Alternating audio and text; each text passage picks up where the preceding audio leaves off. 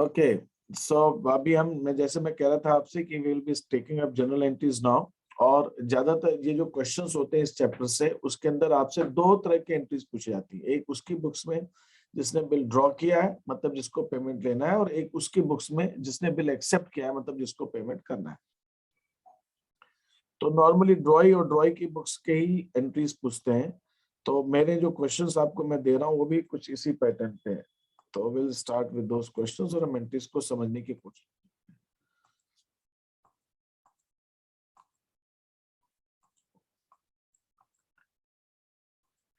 यहाँ पे अगर आप देखें तो this is what I start with, books of the drawer and books of the ड्रॉई। ये हमारी बुक्स हैं जिसके अंदर हम देख रहे हैं। मैंने आपसे एक चीज पहले भी बताई थी कि जब हम बिल ड्रॉ करते हैं हम उस समय एंट्री नहीं करते। बिल ड्रॉ होने के बाद बिल को एक्सेप्ट किया जाना बहुत जरूरी है। बिना एक्सेप्टेंस के वो बिल बनता ही नहीं। जब बिल, तो भले ही हमने क्वेश्चन में लिखा रहता है बिल इज ड्रॉन, सर लेकिन हाँ, आपने मुझे ये शीट भेजी नहीं। नहीं अभी ये भेजी नहीं बेटा, अभी किसी को नहीं भेजी। ये अभी थोड़ी देर पहले ही ये रेडी हुई है। आज मैं भेजूंगा अभी इस क्लास के बाद। ओके। ठीक है, तो मैं ये कहना चाह रहा हूँ कि आपको ये समझना है कि मैंने आपको एक चीज ये बताई थी कि जिस पार्टी को पेमेंट लेना है, दैट इज क्रेडिटर। क्रेडिटर जो है वो बिल ड्रॉ करता है। Creditor is the drawer. Creditor जो होता है वो ड्रॉवर होता है, और जो डेटर है जिसने पेमेंट करना है वो ड्रॉई होता है। और ये जब बिल ड्रॉ करके इसको भेजेगा तो this person has to accept it, और उसके बाद वो बिल रिटर्न कर देगा। इसकी एक कॉपी अपने पास रख सकता है, लेकिन ओरिजिनल जो बिल है, वो ओरिजिनल बिल जो है वो ड्रॉर के पास है। तो कहने का मतलब ये है कि बिल जब ड्रॉवर बनाकर भेज रहा है ड्रॉई को, तब तक वो ड्राफ्ट कहलाता है। It is not a bill. हम इसकी कोई एंट्री यहाँ पर नहीं करते, नो एंट्री। अभी ये बिल ही नहीं बना है, लेकिन जब एक्सेप्ट हो जाता है उसके बाद वो बिल बनता है। तो यहाँ पर जब बिल बन जाता है उसके बाद हम एंट्री करते हैं, तब हम एंट्री करते हैं। तो आपसे भले ही क्वेश्चन में बोला हो ए ड्रॉज अ बिल, और क्वेश्चन में बोला इसकी एंट्री करो, तो आपको एज्यूम करना है कि जब ए ने ड्रॉ किया है तो बिल एक्सेप्ट भी हो गया है, तो एंट्री होती है। बिना एक्सेप्टेंस की एंट्री होती नहीं है। ये मैं आपको बता रहा हूँ। वैसे कई बार क्वेश्चन से इतना ही कहता है बिल इज ड्रॉन, वो वर्ड एक्सेप्टेड नहीं लिखते क्वेश्चन के अंदर। कई बार ऐसा हुआ है, तो उसका मतलब ये नहीं कि एक्सेप्ट नहीं हुआ, आपको एज्यूम करना है कि एक्सेप्ट हुआ है। तो जब बिल ड्रॉ होता है तो जो ड्रॉवर है वो एंट्री करता है bill receive account debit to drawee. Drawee जिसके ऊपर बिल ड्रॉ किया वो क्रेडिट होगा। Bill receivable is an asset. ये एक एसेट है। एसेट है, और कौन सी एसेट है? Current asset. करंट एसेट मतलब ये विद इन 1 ईयर, 2-3 महीने में ये कैश में कन्वर्ट हो जाएगी, है ना। और ये करंट एसेट है, और ये एसेट बढ़ रही है इसलिए डेबिट हो रहा है। और ड्रॉवी क्या करेगा? वो ड्रॉवर को डेबिट करेगा कि उसने पेमेंट कर दिया ड्रॉवर को एक तरह से, और बिल्स पेबल को क्रेडिट करेगा। यहाँ पे बिल्स पेबल जो है वो करंट लायबिलिटी है। It's a current liability. Liabilities बढ़ रही तो क्रेडिट होगा।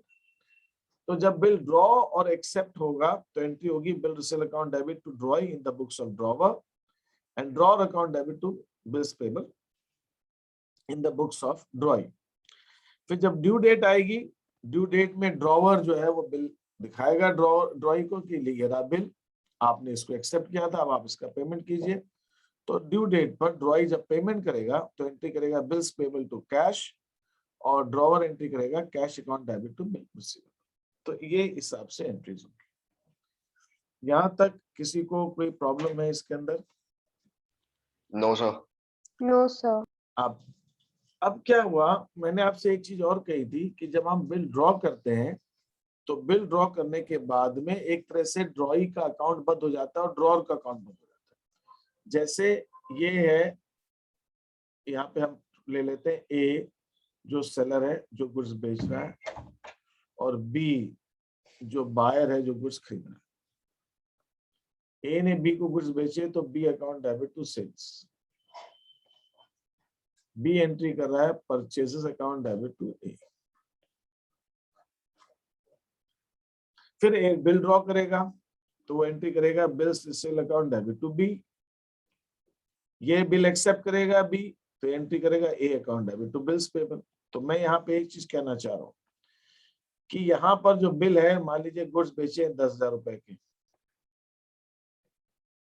और बिल एक्सेप्ट कर लिया 10, ड्रॉ किया 10,000 रुपए। तो यहाँ अगर मैं बी का अकाउंट बनाऊं तो बी डेबिट हो रहा है 10,000 से और बी क्रेडिट हो रहा है 10,000 से, तो बी का अकाउंट तो बंद हो गया। तो बी तो अब डेटर ही नहीं है। बी के बुक्स में अगर मैं ए का अकाउंट बनाऊं तो ए पहले क्रेडिटर है 10,000 से, फिर ए डेबिट हो गया 10,000 से, तो ए भी अब क्रेडिटर नहीं है, ए का अकाउंट भी बंद हो गया। तो बिल एक्सेप्ट करने से ही डेटर क्रेडिटर का रिलेशन खत्म हो जाता है। और अब ड्यू डेट पर क्या होगा, जो ए है वो बिल लेकर जाएगा बी के पास कि भाई इसका पेमेंट करो। तो बी ने बिल का पेमेंट करना, तो ये जो बिल है ये इसका पेमेंट होगा। तो जब पेमेंट होगा तो एंट्री होगी cash account debit to bill receivable. Due date पे बिल खत्म तो बिल का पैसा मिल गया। और बी एंट्री करेगा bills payable account debit to cash. Bills payable account debit to cash, ये एंट्री बी करेगा। अब यहां पर मैं ये कहना चाहता हूं, जब ड्यू डेट पर बिल का पेमेंट होगा तो बिल तब जाके बिल उस समय जब बिल का पेमेंट होगा तो बी को दोबारा क्रेडिट नहीं किया जाएगा।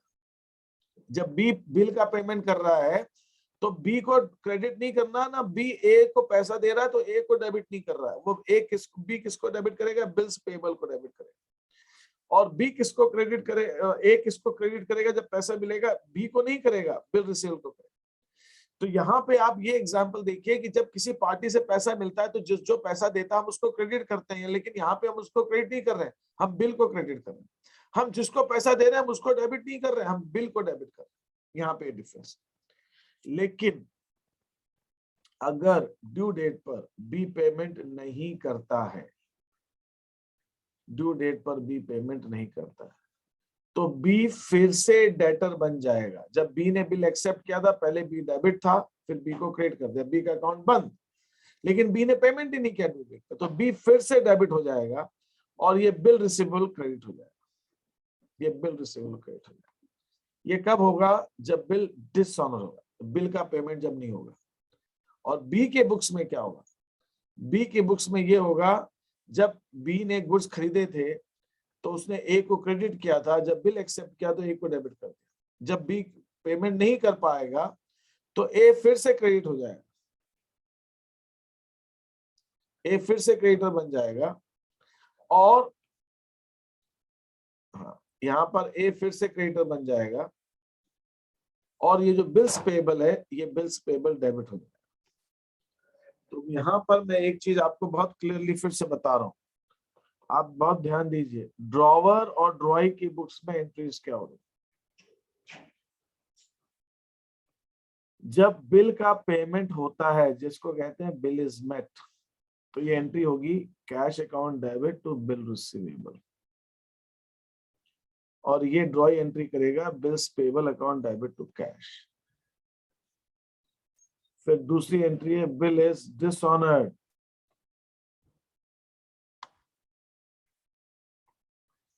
तब एंट्री होगी ड्रॉई अकाउंट फिर से डेबिट हो जाएगा और बिल रिसीवेबल क्रेडिट होगा। और ये एंट्री करेगा bills payable account debit to drawer. इसका मतलब ये हुआ कि बिल अगर 2 महीने का है, 2 महीने बाद जब बिल का पेमेंट का टाइम आएगा उस समय आपको ये ध्यान रखना है कि बिल रिसीवेबल को तो हर हालत में क्रेडिट होना ही है। जब बिल के पेमेंट का टाइम आएगा या तो पेमेंट मिल जाएगा या पेमेंट नहीं मिलेगा, इसके अलावा तो कुछ हो नहीं सकता। पेमेंट मिलेगा तो cash to bill receivable, payment नहीं मिलेगा तो ड्रॉई टू बिल रिसीवेबल। मतलब बिल रिसीवेबल को तो आपको हर हाल में क्रेडिट करना है ड्यू डेट पर, जब उसका पेमेंट होगा। पैसा मिलेगा तो कैश डेबिट हो जाएगा, नहीं मिलेगा तो ड्रॉई डेबिट हो जाएगा। फिर से बिल तो खत्म हो जाएगा, बिल को खत्म, बिल इज क्रेडिटेड। ड्रॉई भी अपनी बुक्स में जब ड्यू डेट आएगी तो बिल्स पेबल को हर हाल में डेबिट करेगा। पैसा देगा तो कैश को क्रेडिट करेगा, नहीं देगा तो ड्रॉवर को क्रेडिट करेगा। तो ड्यू डेट पर बिल्स पेएबल डेबिट होना है और ड्यू डेट पर बिल रिसीवेबल क्रेडिट होना है, हर हाल में क्रेडिट होना है, पैसा मिले या नहीं मिले। ये बात समझने के लिए Yes, sir. यस क्यों नहीं सर। होना है? क्योंकि बिल का ड्यू डेट आ गई है, और जब ड्यू डेट आ गई है तो बिल अब एग्जिस्टेंस में ही नहीं है, बिल की तारीख आ गई, बिल का समय खत्म हो गया, तो बिल अकाउंट को तो बंद करना है। जब हमने बिल ड्रॉ किया था, बिल रिजल्ट डेबिट किया था, ड्यू डेट पे बिल रिजल्ट क्रेडिट हो जाए, तो बिल डेबिट हो रहा है, बिल क्रेडिट हो रहा है, बिल की बस उतने टाइम तक बुक्स में रहेगा जब तक बिल की ड्यू डेट नहीं, मतलब बिल ड्यू डेट से पहले हमारी बुक्स में था ही नहीं और ड्यू डेट के बाद हमारी बुक्स में भी नहीं होगा। ड्यू डेट आने पर चाहे पेमेंट हो या नहीं हो, बिल अकाउंट तो बंद होना ही है, बिल्स पेबल हो चाहे बिल रिसीवेबल। ये आपको पॉइंट एकदम क्लियर होना चाहिए। जब हम बिल का पेमेंट करते हैं या बिल का पेमेंट नहीं होता है, तब दोनों केस का।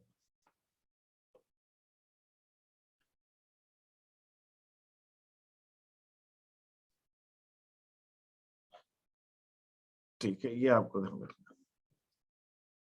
Bill is dishonoured, bill dishonoured हो गया और नोटिंग चार्जेस पे हो गए।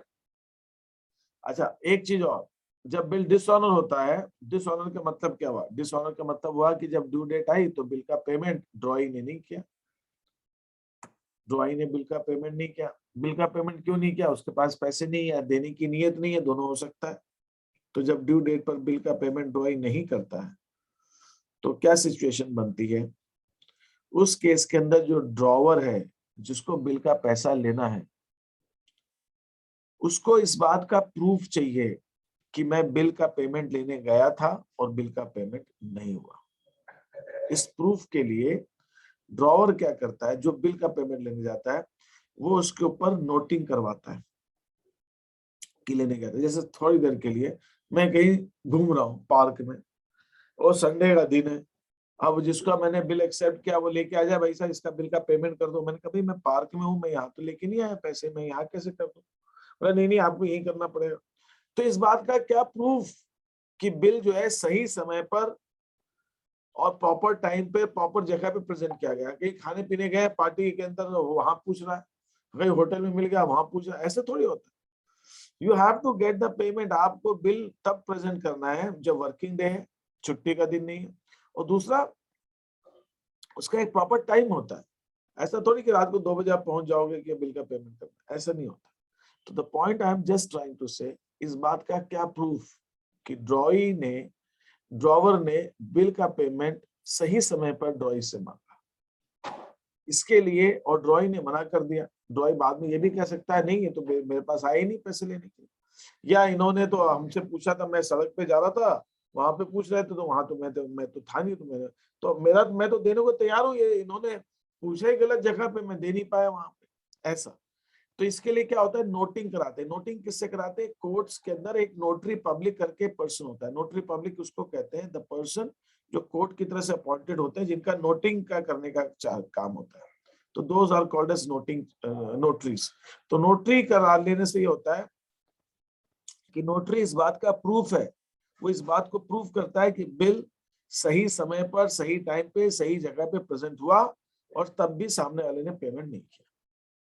या वो तो जब कोर्ट में जब जाएगा, जो पैसा जिसको नहीं मिला है, ड्रॉवर जब कोर्ट में जाएगा तो कोर्ट में इस बात को प्रूव कर सकता है कि इसमें मेरी गलती नहीं है, सामने वाले ने ही पैसा नहीं दिया, तो कोर्ट इस बात से कुछ एक्शन ले सकता है। इसलिए जब भी डिसऑनर होता है तो उसको नोटिंग करवाया जाता है। नोटिंग मतलब इस बात का प्रूफ करवाया जाता है कि बिल वाकई में प्रेजेंट हुआ था और बिल का पेमेंट नहीं हुआ, तो जिससे कि अगर कभी कोई कोर्ट केस हो, केस वगैरह लड़ना पड़े, तो उसके अंदर दिक्कत नहीं है, आपके पास प्रूफ रहे कि आपने बिल को प्रेजेंट किया था। तो ये जो लोग नोटरी पब्लिक होते हैं, जो नोटरी करते हैं, वो लोग इसके लिए कुछ फीस लेते हैं और उसको हम कहते हैं नोटिंग चार्जेस। तो यहाँ पर एक छोटा सा पॉइंट और फिर मैं क्वेश्चन लेता हूँ, नोटिंग चार्ज देता कौन है? नोटिंग चार्ज पे वो करेगा जो बिल का पैसा लेने जा रहा है, वो पे करेगा। लेकिन अल्टीमेटली कौन पे करेगा? जिसने बिल एक्सेप्ट किया।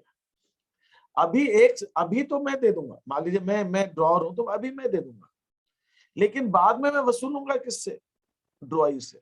बाद में कहूंगा भाई 10,000 का बिल था, 200 रुपए नोटिंग के लग गए तो 10,200 लेने थे इसे। जब मैं कोर्ट से भी बोलूंगा तो मैं बोलूंगा 10,200 रुपए चाहिए मेरे, तो मैं बोलूंगा 200 रुपए नोटिंग के लगे, वो उसकी वजह से लगे, लेकिन अभी तो मैं दूंगा, कैश मेरी जेब से जाएगा, रिकवर उससे करूंगा। तो जो भी बिल का पेमेंट लेने जाता है, नोटिंग चार्जेस वो पे करता है पहली बार। अल्टीमेटली बेयर कौन करता है, उसको वहन कौन करता है, उसको उसका बर्डन किसके ऊपर आता है, वो आता है ड्रॉई के ऊपर। Yes, any questions? या कोई कुछ पूछना चाह रहा था? सर अगर एक्सेप्ट करने से ही बिल मना कर दिया तो? सॉरी, अगर सपोज मैं डेटर हूँ एंड मैंने बिल एक्सेप्ट करने से ही मना कर दिया तो बेटा ऐसा होगा कि जैसे मान लीजिए आप दुकान पे आए सामान लेने के लिए, ठीक है, और मैंने कहा मैं आपको आपने कहा 2 महीने को उधार, मैंने कहा आराध्य साहब मैं तो आपको जानता नहीं हूँ, आपने मुझे आयुष का रेफरेंस दिया, हाँ आयुष को मैं माल बेचता हूँ, तो आयुष ने कहा साहब मैं ठीक है पार्टी अच्छी आप दे दीजिए। मैंने कहा ठीक है आराध्य जी वो कह रहे हैं तो मैं आपको दे देता हूँ, लेकिन मैं एक बिल बनाऊंगा आप उसको एक्सेप्ट कर लीजिएगा।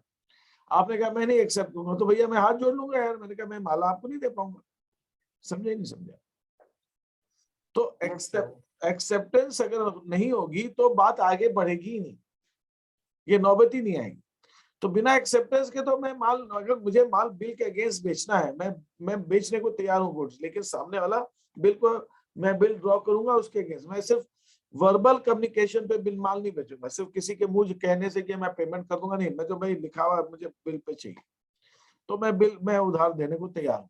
तो सामने वाला एक्सेप्ट नहीं करेगा तो माल ही नहीं दूंगा उसको। मैं बोले भैया मैं बिल ड्रॉ कर रहा हूँ, आप एक्सेप्ट कर लो। बिल बना दिया मैंने, इनवाइस बना दी, आपने जो माल पसंद किया उसका मैंने इनवाइस बना दी, तैयार है, माल मैं भेज देता हूँ अभी आपको, लेकिन ये रहा साहब बिल, आप इसको एक्सेप्ट कर लो, मैं माल भेज देता हूँ। तो जब आप एक्सेप्ट नहीं करोगे तो गुड्स ही नहीं दूंगा मैं आपको। ठीक है?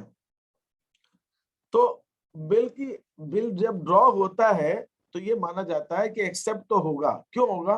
कि जब ड्रॉ किया है तो जो ड्रॉवर है उसने ड्रॉई से बात की होगी तब ड्रॉ किया, बिना बात किए तो ड्रॉ करेगा नहीं। दोनों इस बात पे एग्री हुए होंगे कि बिल 2 महीने का बनाना है कि 3 महीने का बनाना है कि 4 महीने का बनाना है कि 1 महीने का बनाना है, और तब जाके बिल ड्रॉ हुआ होगा। और जब बिल ड्रॉ हुआ है तो सामने वाले के कहने पे ड्रॉ हुआ है, तो उसने एक्सेप्टेंस तो देनी है, ऐसा माना जाता है। वो अलग कभी कोई एबनॉर्मल सिचुएशन हो जाए कि एक्सेप्ट नहीं करे, बाकी नॉर्मल तो ये होता है कि भाई बिल ड्रॉ हुआ है तो एक्सेप्ट हो जाएगा, क्योंकि दोनों ने आपस में बात कर ली होगी इस बारे में। ठीक है आराध्य? Yes sir. तो कहने का मतलब है नोटरी एक खर्चा है, नोटिंग चार्जेस, जो डिसऑनर होने पर ही लगता है, और वो इसलिए लगता है कि जिससे कि हमारे पास प्रूफ है कि वो बिल वाकई में डिसऑनर हुआ। और मैंने जैसे कहा कि नोटिंग चार्ज फर्स्ट टाइम देता कौन है? जो बिल का पेमेंट लेने जा रहा है। तो बिल ड्रॉवर के पास में, तो ड्रॉवर जब लेने गया तो पेमेंट हुआ नहीं, तो नोटिंग चार्ज लग गया। तो वो ड्रॉई से कितना मांगेगा? जो बिल का पैसा है वो भी मांगेगा, और जो कैश दे रहा है वो भी मांगेगा। यहां पर मैं एक दो चीज आपको क्लियर कर देता हूं। मैंने अभी आपको बताया कि डिसऑनर होने पर ये एंट्री हो रही है ड्रॉई टू बिल रिसीवेबल। तो जब बिल डिसऑनर होता है तो उस केस में ड्रॉई जो है वो डेबिट होता है और बिल्स रिसीवेबल क्रेडिट होता है। सपोज 10,000 का बिल और मुझे 500 रुपए नोटिंग चार्ज लग गए, तो मैं एंट्री करूंगा नोटिंग चार्जेस अकाउंट डेबिट। मेरे पास इसको करने के बहुत सारे तरीके हैं, टू कैश। लेकिन साहब ये नोटिंग चार्ज डेबिट क्यों किया? क्योंकि एक्सपेंस है। लेकिन ये मेरा एक्सपेंस है नहीं, मुझे तो ड्रॉई से लेना है। कितने रुपए लग गए? 500 रुपए। तो मैं क्या करूंगा, ये नोटिंग चार्ज को कैश लग गए तो कैश को तो मैं क्रेडिट करूंगा। तो एक और एंट्री करूंगा मैं, ये नोटिंग चार्ज अकाउंट को मैं अपनी बुक से बंद करूंगा, drawee account debit to noting charges 500। तो अल्टीमेटली हुआ क्या? नोटिंग चार्ज यहाँ डेबिट हुआ तो यहाँ क्रेडिट हो गया। मैं चाहूं तो इन दोनों की एक कंबाइन एंट्री कर सकता हूं। मैं जब नोटिंग चार्ज के लिए पैसे दे रहा हूं तो मेरा खर्चा नहीं है, वो ड्रॉई के बिहाफ में खर्च कर रहा हूं। जो उसको देना चाहिए मैं दे रहा हूं, लेकिन मैं उससे वसूलूंगा। तो मैं ये मान के एंट्री करूंगा कि ये पैसे मैंने ड्रॉई को दिए, तो मेरी एंट्री हो जाएगी drawee account debit to cash 500। और मैं चाहूं तो इन दोनों एंट्री को कंबाइन भी कर सकता हूं, दोनों एंट्री में ड्रॉई डेबिट हो रहा है, तो मैं drawee account debit 10,500 to bill receivable 10,000 to cash 5,000। तो मैं इसकी 3 एंट्री भी बना सकता हूं। मैं फिर से बता रहा हूं, ध्यान दीजिए, जब बिल डिसऑनर होता है तो उसकी एंट्री होगी draw account debit to bill receivable. कितने का बिल? 10,000। मैंने नोटिंग चार्जेस दिए तो मेरी एंट्री होगी noting charges account debit to cash 500। ये नोटिंग चार्ज मेरा खर्चा नहीं है तो मैं इसको एक्सपेंस में नहीं लिखूंगा, ये मेरा एक्सपेंस नहीं, मुझे तो ये ड्रॉई से रिकवर कर लेना है। तो मेरी दूसरी एंट्री हो जाएगी drawee account debit to noting charge. तो कैश तो क्रेडिट रहेगा, नोटिंग चार्ज यहाँ डेबिट होकर यहाँ क्रेडिट हो जाएगा, तो नोटिंग चार्ज अकाउंट मेरा खत्म हो गया। तो इन दोनों को अगर मैं कंबाइन एंट्री करूं तो मेरी एंट्री बन रही है drawee account debit to cash. मैं ये दो एंट्री करने की बजाय, इन दोनों की बजाय मैं सिंगल एंट्री ये भी कर सकता हूं। और ये एंट्री हो गई, अब ये दो एंट्री है, एक एंट्री ये, एक एंट्री ये नोटिंग चार्ज की है, बिल की। इन दोनों में ड्रॉई डेबिट हो रहा है तो मैं इन दोनों की भी कंबाइन एंट्री कर सकता हूं। तो drawee account debit 10,500 to bill receivable 10,000 to cash 500।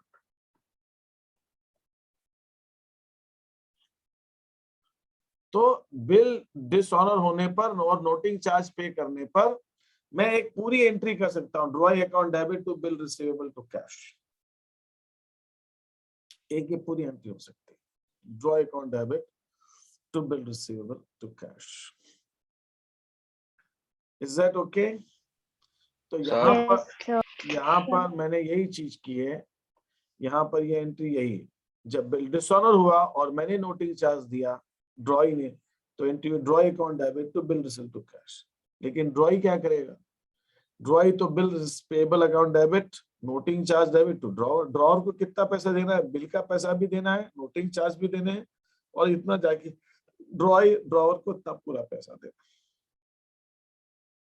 तो ये एंट्री, तो अभी मैंने आपको बड़ी सिंपल सी एंट्रीज बताई है। बिल ड्रॉ किया, बिल एक्सेप्ट किया, बिल एक्सेप्ट हुआ, ड्यू डेट आई, ड्यू डेट पर बिल का पेमेंट हो गया, या फिर ड्यू डेट पर पेमेंट नहीं हुआ तो नोटिंग चार्ज लगी। नोटिंग चार्ज लगने पर क्या एंट्री? ये मैंने एंट्री आपको बताई।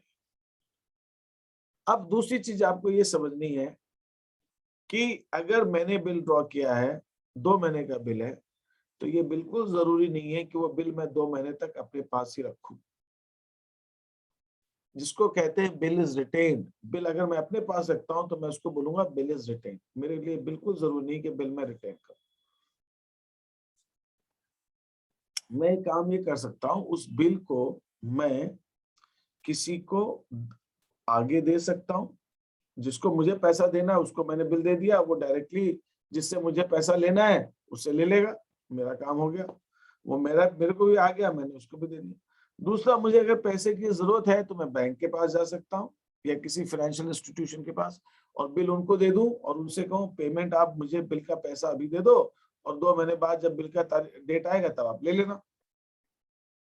इसको कहते हैं डिस्काउंटिंग करना। और जब मैं किसी को देता हूं उसको कहते हैं एंडोर्स करना। तो बिल या तो मैं डिस्काउंट करा सकता हूं और या फिर मैं एंडोर्स करा सकता हूं। ठीक है, एंडोर्स करा सकता हूं। तो बिल की 3 कंडीशंस हो सकती है। एक और है चौथी कंडीशन, वो मैंने गलती से शीट में छूट गया, मैं आगे उसको कवर कर दूंगा। बिल की अभी मैंने आपको 3 कंडीशंस की बात कर रहा हूं। एक, बिल मैंने ही अपने पास रखा, कब तक? जब तक बिल की ड्यू डेट नहीं आएगी। ड्यू डेट पे मैं गया लेने के लिए ड्रॉई के पास और ड्रॉई से पैसा ले लिया।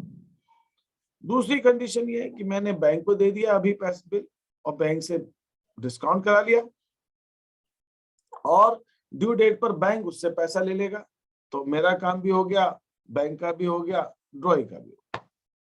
ठीक है, सबका हो गया। तो मुझे पैसा पहले ही मिल गया, बैंक बाद में कलेक्ट कर लेगा।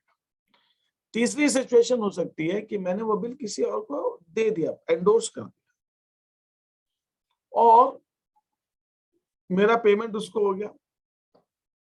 ड्यू डेट पे सामने वाला उससे पेमेंट कलेक्ट कर लेगा आगे से, दैट इज कॉल्ड एंडोर्समेंट। तो ये 3 कंडीशंस है। और एक चौथी कंडीशन जो होती है वो ये होती है कि बिल हम किसी को एंडोर्स नहीं करते, ना बिल हम डिस्काउंट कराते हैं।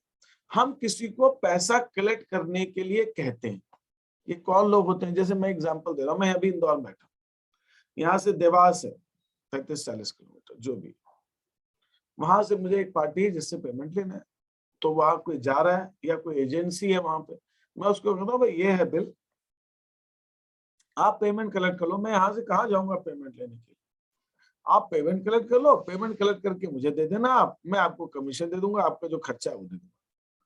इसको कहते हैं बिल सेंट फॉर कलेक्शन। हमने नहीं कलेक्ट किया, हमने किसी से कहा। और इसको कैसे कलेक्ट किया जा सकता है बिल सेंट फॉर कलेक्शन? और कैसे हो सकता है बिल सेंट फॉर कलेक्शन? एक ऐसे भी हो सकता है कि जिस पार्टी ने एक्सेप्ट किया है बिल, उसका अकाउंट और मेरा अकाउंट एक ही बैंक में, उसने बिल एक्सेप्ट किया, मैंने अपनी बैंक को दे दिया, मैंने कहा देखिए ये बिल है, उनका एक्सेप्ट किया हुआ है, इस बिल का पेमेंट आप उनके अकाउंट से डिडक्ट करके मेरे अकाउंट में डाल दीजिए। तो वो अलग बात है कि बैंक पहले उनसे पूछेगा कि ये बिल आया है, ये बिल आपने एक्सेप्ट किया है, आपका चेक करेगा तब करेगा। लेकिन मैं उससे पेमेंट डायरेक्ट लेने की बजाय मैं बैंक से कह सकता, और बैंक उससे लेकर मेरे को पैसा दे देगा। उसके लिए हो सकता है बैंक कुछ कमीशन चार्ज करे अपना, तो इसको भी कहते हैं बिल सेंट फॉर कलेक्शन। तो पेमेंट बिल जरूरी ये नहीं कि बिल हमेशा मेरे पास ही रहे जिसने ड्रॉ किया। बिल की 4 कंडीशंस हो सकती है, अपने पास भी हो सकता है, डिस्काउंट करा सकता हूं, एंडोर्स करा सकता हूं, या कलेक्शन के लिए भेज सकता हूं। ये 4 कंडीशंस हो सकती है। तो मैंने इस शीट में पहली 3 कंडीशंस डिस्कस की, अभी हम उसकी बात करते हैं। डिस्काउंट करा लिया, डिस्काउंट के अंदर सबसे खास बात यह आपको ध्यान रखना है कि मैंने टाइम से पहले पैसा लिया है, तो उसके लिए जो डिस्काउंट, बच्चों में बड़ा कंफ्यूजन होता है सर डिस्काउंटिंग चार्जेस कौन देगा? आपने पैसा पहले ले लिया तो वो सामने वाला ड्रॉ ही देगा कि ड्रॉ, मैंने ड्रॉर देगा। ड्रॉई ने तो बोला है ना 2 महीने बाद पैसा दे दूंगा, ड्रॉवर को जल्दी है, पैसा अभी चाहिए उसको, तो वो बैंक से ले रहा पैसा। तो बैंक जो डिस्काउंटिंग चार्जेस है वो ड्रॉवर बेयर करेगा, क्योंकि ड्रॉवर 2 महीने पहले पैसा ले रहा है, वो 2 महीने तक पैसा यूज कर रहा है, 2 महीने बाद बैंक को मिलेगा, तो डिस्काउंटिंग चार्जेस ड्रॉवर देता है, ड्रॉई नहीं देता। तो यहां पर मैंने आपको बताया bill discounted from the bank by the drawer, drawer ने बिल को बैंक से डिस्काउंट कराया, तो bank account debit, discounting charges debit to bill receivable. Bill discounting कराने की ड्रॉई की बुक्स में कोई एंट्री नहीं होगी, ड्रॉई से कोई मतलब नहीं है, बिल डिस्काउंट कराया, एंडोर्स किया या कलेक्शन की। ड्रॉई को इसका मतलब है ड्यू डेट पर जब बिल आएगा तो पेमेंट कर देगा, ड्यू डेट पर बिल आएगा तो उसको लगता है नहीं कर पाएगा तो नहीं करेगा। ड्रॉई को इस बात से कोई मतलब नहीं है कि बिल किसके पास, वो ड्रॉवर जाने, ड्रॉवर को खुद रखना है तो रखे, बैंक को देना है तो बैंक को दे, एंडोर्स करना है तो एंडोर्स करना, ड्रॉई से कोई मतलब नहीं। तो जब आप बिल ड्रॉवर बैंक से डिस्काउंट कराता है तो ड्रॉई की बुक्स में कोई एंट्री नहीं होती, लेकिन ड्रॉवर एंट्री करता है, bank on debit discounting charges debit to bill receivable. और जब डिस्काउंटेड बिल ऑनर होता है, ड्यू डेट पर पेमेंट मिलता है, तो डिस्काउंटेड बिल, तो बिल किसके पास है? बैंक के पास। पैसे लेने कौन गया? बैंक गया। ड्रॉई ने पैसे किसको दिए? बैंक को दिए। ड्रॉवर को तो मिलेंगे नहीं, ड्रॉवर ने तो पहले ही ले लिए पैसे। तो जब ड्यू डेट पर पेमेंट होता है तो ड्रॉवर की बुक्स में कोई एंट्री नहीं होती पैसा मिलने की, क्योंकि पैसा तो बैंक को मिलेगा और बैंक ही रखेगा अपने पास, बैंक ने तो हमें पैसे दे। और ड्रॉई की बुक्स में एंट्री होती है bills payable account debit to cash. तो आपको ये हमेशा ध्यान रखना है, ड्यू डेट पर चाहे बैंक लेने आए पेमेंट, चाहे ड्रॉवर खुद लेने आए, ड्रॉई की बुक्स में एक ही एंट्री होती है बिल्स पेबल टू कैश, खत्म। इसमें नाम तो आता नहीं किसको दिया, वो तो बिल का पेमेंट है, तो bill payable to cash. Drawee खुद ड्रॉवर लेने आएगा तो भी, और बैंक को डिस्काउंटेड बिल है तो भी, डिस्काउंटेड बिल का पेमेंट कर रहा है तो भी, दोनों केस में यही एंट्री। यहाँ पर कोई दिक्कत किसी को? No sir. No sir. और अगर ड्यू डेट पर डिस्काउंटेड बिल डिसऑनर हो जाता है, मतलब डिसऑनर होने का मतलब, मैंने ड्रॉ किया बिल, मैंने बैंक से तो पहले पैसे ले लिए, ड्यू डेट आई, बैंक जब पैसा लेने गया तो बैंक वहां पैसा नहीं दिया उसने, ड्रॉइंग, बैंक ने मुझे पहले ही पैसा दे दिया। तो डिसऑनर होने पर जो, और नोटिंग चार्ज यहाँ पे कौन देगा? बैंक देगा, मैं नहीं दे रहा नोटिंग चार्ज, मैं तो लेने ही नहीं गया पैसा, मैं तो बैंक गया लेने। तो नोटिंग चार्ज का खर्चा बैंक पे करेगा, लेकिन अल्टीमेटली वो रिकवर किससे करेगा? ड्रॉई से करेगा। तो यहां पर भी ध्यान देने वाली बात यही है कि चाहे बिल ड्रॉवर लेके आए या बैंक लेके आए, डिसऑनर की एंट्री ड्रॉई की बुक्स में यही होगी, बिल्स पेबल टू ड्रॉवर, और नोटिंग चार्ज है तो नोटिंग चार्ज डेबिट हो जाएगा। तो ये वाली एक बार फिर से एक्सप्लेन कर दीजिए। भाई जब ड्रॉई है, ड्रॉई को जब बिल का पेमेंट नहीं किया तो ड्रॉई किसको क्रेडिट करेगा? ड्रॉवर को क्रेडिट करेगा, और बिल्स पेबल को डेबिट करेगा। और नोटिंग चार्ज है तो ड्रॉई को कितना देगा? नोटिंग चार्ज और बिल दोनों का पैसा मिलाकर ड्रॉवर को देना पड़ेगा ड्रॉई। तो जो पहले एंट्री की थी ये वही एंट्री, कोई डिफरेंस नहीं। जब ड्रॉवर पैसा लेने के जाएगा तो भी यही एंट्री होगी, और जब बैंक लेने जाएगा तो भी यही एंट्री होगी। मैंने यहाँ पे आपको ये जो बताई थी कि ड्रॉई की बुक्स के अंदर ये ड्रॉई की डिसऑनर होने पर तो ड्रॉई की बुक्स में यही एंट्री होगी, बिल्स पेबल टू ड्रॉवर हमेशा डिस्काउंटेड बिल है या बिना डिस्काउंटेड बिल। और अगर नोटिंग चार्ज है तो यहाँ नोटिंग चार्ज डेबिट हो जाएगा। जितने का बिल है उतना तो पेमेंट करना ही है, नोटिंग चार्ज का अलग से करना। तो बिल्स का और नोटिंग चार्ज का इन दोनों को जोड़कर इतना पेमेंट ड्रॉवर को होना है। This is how it is.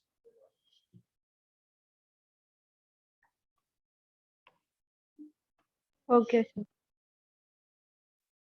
और ड्रॉवर एंट्री क्या करेगा?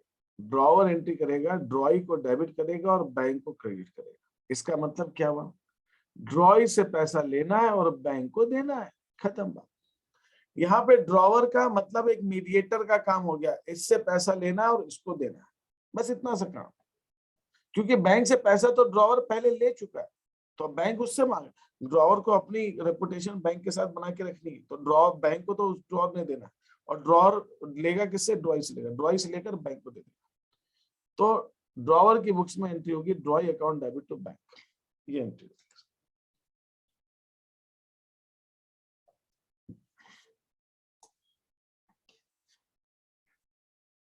यहां पर फिर मैं एक चीज रिपीट कर दूं, मैंने आपको अभी जैसे बताया कि जब बिल डिसऑनर होता है, मैंने अभी आपको बताया कि जब बिल डिसऑनर होता है या जब बिल की ड्यू डेट आती है, ड्यू डेट पे बिल रिसीवेबल हर हाल में क्रेडिट होगा। बिल का पेमेंट हो जाएगा तो कैश डेबिट होगा, नहीं होगा तो ड्रॉई होगा। ये कब होगा? जब बिल ड्रॉवर ने अपने पास रखा हुआ। अगर बिल ड्रॉवर के पास नहीं है तो उस केस में बिल का जब पेमेंट होगा तो ड्रॉवर की बुक्स में तो कोई एंट्री होगी नहीं, क्योंकि बिल का पेमेंट किसको हो रहा है? जिसके पास बिल है। बट अगर डिसऑनर हो रहा है तो डिसऑनर होने पर ड्रॉवर को एंट्री करनी पड़ेगी, तो वो ड्रॉई को डेबिट करेगा, और बिल अगर बैंक के पास है तो बैंक को क्रेडिट करेगा, और अगर किसी को एंडोर्स कर दिया है तो वो एंडोर्सी को क्रेडिट करेगा, तो वो एंडोर्सी को क्रेडिट करेगा। बिल अगर ड्रॉवर के पास में है तो वो ड्रॉवर लेने जाएगा। तो यहाँ पर आपको ये ध्यान रखना है कि बिल किसके पास है उस पर डिपेंड करता है। बिल अगर डिसऑनर हुआ है, डिसऑनर पे आपको बस ये मैं बता देता हूँ, ध्यान रखिएगा। डिसऑनर होने पर ड्रॉवर की बुक्स में क्या एंट्री होगी? ड्रॉवर की बुक्स में एंट्री होगी drawee account debit to bill receivable. ये एंट्री कब होगी? जब ड्रॉवर ने बिल अपने पास रिटेन किया हुआ है। अगर बिल डिस्काउंट किया हुआ है तो एंट्री होगी drawee account debit to bank. Bill endorse किया हुआ है तो एंट्री होगी drawee account debit to endorsee. तो आपको हमेशा ध्यान रखना है, डिसऑनर होने पर ड्रॉई तो हर हाल में डेबिट होगा। क्रेडिट क्या होगा वो इस बात पे डिपेंड करेगा कि बिल किसके पास है। बिल हमारे पास है, ड्रॉवर के पास, तो बिल रिसीवेबल। बैंक के पास है तो बैंक, किसी और को दे दिया है तो जिसको दे दिया उसको क्रेडिट करना पड़ेगा। तो ये डिसऑनर की एंट्री में खास बात है। ड्रॉई तो हर हाल में डेबिट होना है, क्योंकि पैसा तो ड्रॉई से लेना है, डिसऑनर होना है, इसलिए ड्रॉई को तो डेबिट किया ही जाएगा। क्रेडिट किसको किया जाएगा डिपेंड करता है बिल किस कंडीशन पे, बिल हमारे पास है कि बैंक के पास है कि एंडोर्सी के पास। नेक्स्ट सिचुएशन है कि बिल हमने एंडोर्स कर दिया, आगे दे दिया किसी को, तो जिसको दिया है उसको डेबिट करेंगे और बिल रिसीव को क्रेडिट करेंगे। एंडोर्स करने की एंट्री ड्रॉई के बुक्स में कुछ नहीं, ड्रॉई से कोई मतलब नहीं कि एंडोर्स क्या। जब एंडोर्स किया हुआ बिल ड्यू डेट पर पेमेंट हो जाएगा तो किसको पेमेंट होगा, एंडोर्सी को होगा, क्योंकि बिल तो एंडोर्सी के पास है। तो ड्रॉअर की बुक से कोई मतलब नहीं, लेकिन बिल का पेमेंट तो ड्रॉई यही करेगा, बिल्स पेबल टू कैश, यही एंट्री होगी इसके बुक्स। और जब बिल डिसऑनर हो जाएगा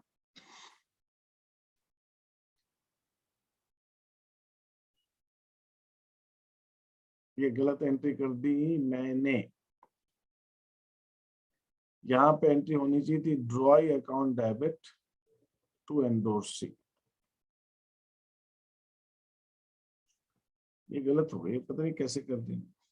ड्रॉई account debit to endorsee entry होगी ड्रॉअर की बुक्स में जब बिल डिसऑनर होता है, और डिसऑनर होने की एंट्री ड्रॉई की बुक्स में तो हमेशा यही रहेगी, इससे कोई नहीं।